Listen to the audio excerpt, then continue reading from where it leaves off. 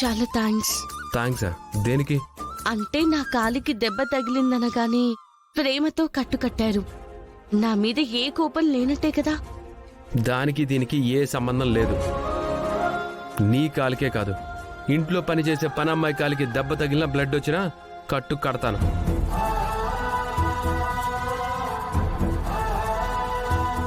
అర్థమైందిగా? నువ్వు ఎక్కువ ఊహించుకోకు.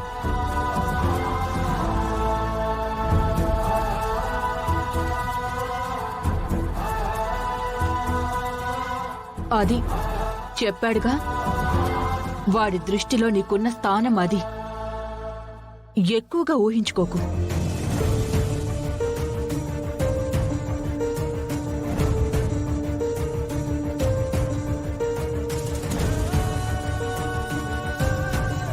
వాడొక తింగర్ సచ్చినోడే, వీళ్ళొక తింగర మాలోకాలు.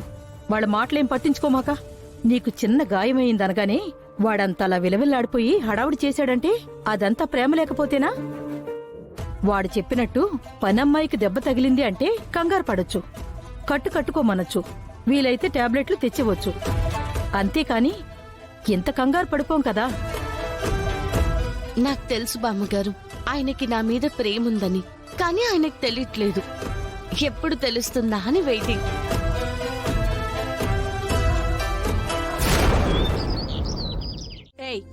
లేవే, ఏంటి అలా చూస్తున్నావు? లేగు. ఏమైందే? పూజ చేస్తుంటే దాని లేవమంటావు? ఈ రోజు నా కొడుకు కాంపిటీషన్కి వెళ్తున్నాడు. వాడు గెలవాలంటే పూజ నేను చెయ్యాలి. ఇది చేస్తే వాడికి గెలుపు కాదు, వాడి ఓటమే వస్తుంది.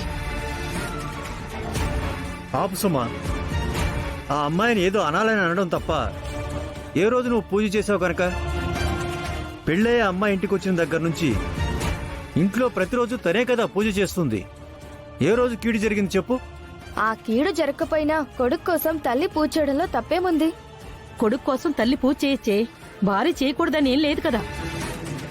అంతగా కొడుకు మీద ప్రేముంటే ఈ పాటికొచ్చి పూజ మొదలు పెట్టుండాలి. పల్లవి చేస్తుంటే మధ్యలో వచ్చి గొడవ చేయడం ఏంటి?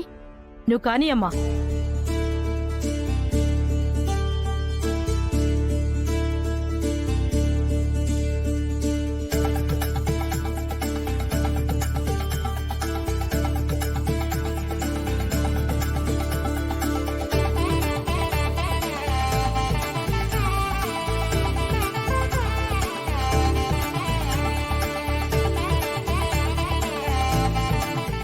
అదిగో అన్నయ్య కూడా వచ్చేసాడు.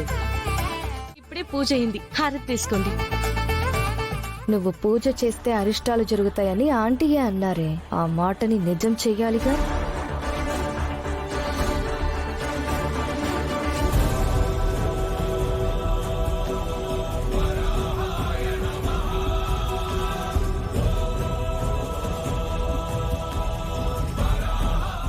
వదినా, ఎందుకలా చేసావు?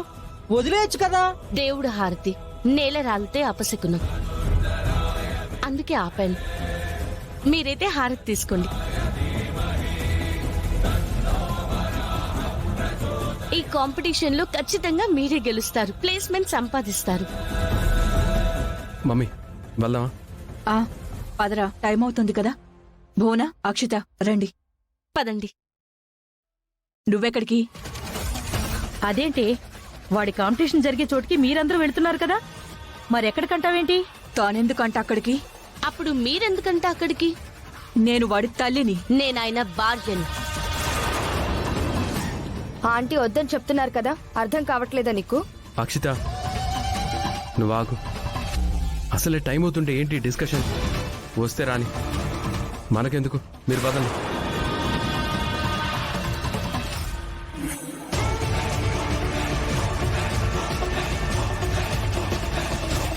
వెళ్ళొస్తాను బామ్మగారు. సరేనమ్మా. శంటి, నువ్వు కూడా రావచ్చు కదా. లేదొదినా, ఇవాళ వాడికి అక్కడ కాంపిటీషన్స్, నాకు నా పిజ్జా సెంటర్లో కాంపిటీషన్స్. అన్నయ్య ఏమో అక్కడ గెలవాలి, నేనేమో పిజ్జా సెంటర్లో గెలవాలి. నేను ఆ పని చూసుకుంటాను వదినా. ఓకే, వస్తాను బామ్మగారు. వస్తాను మామయ్య గారు.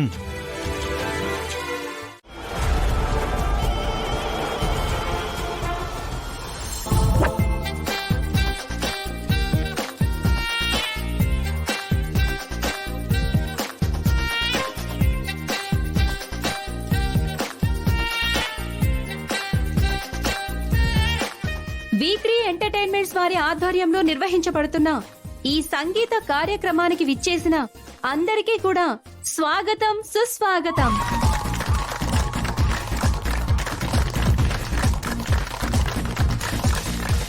ఎందరో కళాకారుల్ని వెలుగులోకి తీసుకొస్తూ వాళ్లలోని టాలెంట్ ని తెలియజేసే ప్రయత్నం చేస్తూ ఇలాంటి కార్యక్రమాల్ని నిర్విఘ్నంగా నిర్విరామంగా ఏర్పాటు చేస్తూ సాహిత్య సేవ చేస్తున్న V3 ఎంటర్టైన్మెంట్స్ యాజమాన్యానికి మా అందరి తరపున ప్రత్యేక కృతజ్ఞతలు తెలియజేస్తున్నాం.